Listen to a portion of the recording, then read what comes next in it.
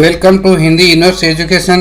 यदि कोई व्यक्ति चुराई हुई संपत्ति को प्राप्त करता है या अपने पास रखता है तो वह भी भारतीय दंड संहिता में दंडनीय बनाया गया है।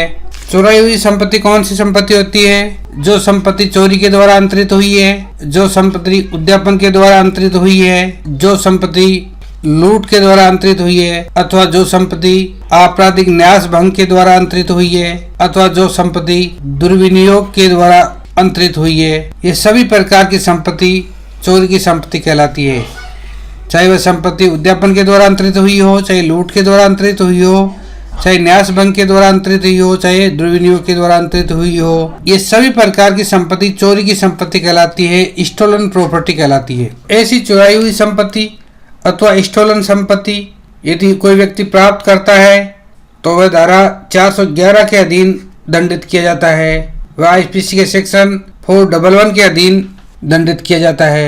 धारा 411 में चुराई हुई संपत्ति प्राप्त करने पर किन तथ्यों को साबित करना आवश्यक है, इसके लिए 3 महत्वपूर्ण बातें हैं। पहला है, ऐसी संपत्ति प्राप्त करने वाला बेईमानी से संपत्ति प्राप्त करे और ये जानते हुए या ज्ञान रखते हुए या विश्वास रखते हुए ऐसी संपत्ति को प्राप्त करता है कि वह संपत्ति चुराई हुई संपत्ति है, स्टोलन संपत्ति है। और तीसरा, ऐसी संपत्ति किसी अन्य व्यक्ति के कब्जे से उसके कब्जे में आना चाहिए। तो चुराई हुई संपत्ति के अपराध के गठन के लिए चुराई हुई संपत्ति को प्राप्त करने वाला यदि बेईमानी से उस संपत्ति को प्राप्त करे, ये जानते हुए, ये ज्ञान रखते हुए, ये विश्वास रखते हुए प्राप्त करे कि ऐसी संपत्ति स्टोलन प्रॉपर्टी है, चुराई हुई संपत्ति है, और ये सब जानते हुए यदि वह उस संपत्ति को प्राप्त कर लेता है तो वह धारा 411 के अधीन सजा का पात्र है, दंड का पात्र है। स्टोलन प्रॉपर्टी के संबंध में सेक्शन 410 से 414 तक प्रावधान है, जिसमें सेक्शन 411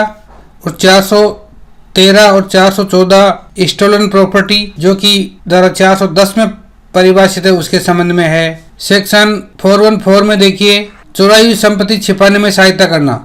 यदि कोई व्यक्ति चुराई हुई संपत्ति को प्राप्त नहीं करता है और उस संपत्ति को छिपाने में या उसके व्ययन करने में, उसको खुर्द बुर्द करने में, उसको उपयोग करने में किसी भी तरह से सहायता करता है तो वह धारा 414 के अधीन दंडनीय होता है, जिसके लिए 3 वर्ष का कारावास अथवा जुर्माना अथवा दोनों हो सकता है। और यही दंड धारा 411 में है। धारा 411 और धारा 414 में समान प्रकार का दंड है। धारा 411 में व्यक्ति संपत्ति को प्राप्त करता है, जबकि धारा 414 में संपत्ति को छिपाने में अपराधी को सहायता करता है, संपत्ति को छिपवाता है। सेक्शन 413 में धारा 413 में चुराई हुई संपत्ति का अभ्यासतः व्यापार करना, यह सबसे गंभीर अपराध है चुराई हुई संपत्ति के संबंध में। यदि कोई चुराई हुई संपत्ति का अभ्यासतः व्यापार करता है, उसको खरीदता है सस्ते मूल्य पर और अधिक मूल्य पर बेचता है, या किसी भी तरह से उसकी खरीद फरोख्त करता है, उसका व्यापार करता है हैबिचुअली, तो वह धारा 413 में दंडनीय होता है, जिसके लिए आजीवन कारावास अथवा 10 वर्ष तक का कारावास और जुर्माना से दंडनीय है। तो सेक्शन 411, 413 और 414 चुराई हुई संपत्ति के संबंध में है, जो कि धारा 410 में परिभाषित है।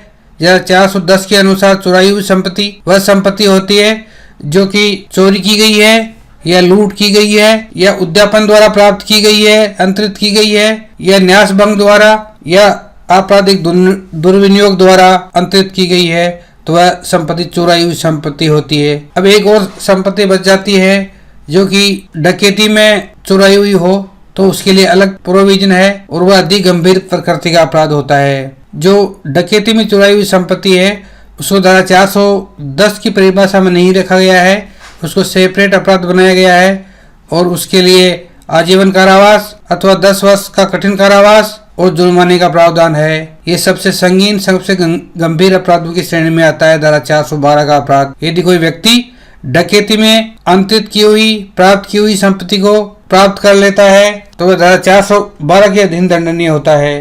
तो इन सेक्शंस को जो कि स्टोलन प्रॉपर्टी के संबंध में है, इस तरह से याद रखना है कि धारा 412 अलग प्रकृति का अपराध है जो कि डकैती में चुराई हुई संपत्ति के संबंध में है, और धारा 411, 13 और 14 का अलग प्रकृति के अपराध है जो कि चुराई हुई संपत्ति जो कि धारा 410 में परिभाषित है। तो सेक्शन 410 में चुराई हुई संपत्ति की परिभाषा है। 11, 13 और 14 में उनके विभिन्न प्रकार के प्राप्त करने व्यापार करने, वहन करने, सहायता करने के संबंध में है। अलग अलग दंडों का प्रावधान है। और धारा 412 जो कि केवल और केवल डकैती में प्राप्त हुई संपत्ति को प्राप्त करने को दंडनीय बनाती है। This topic is very simple.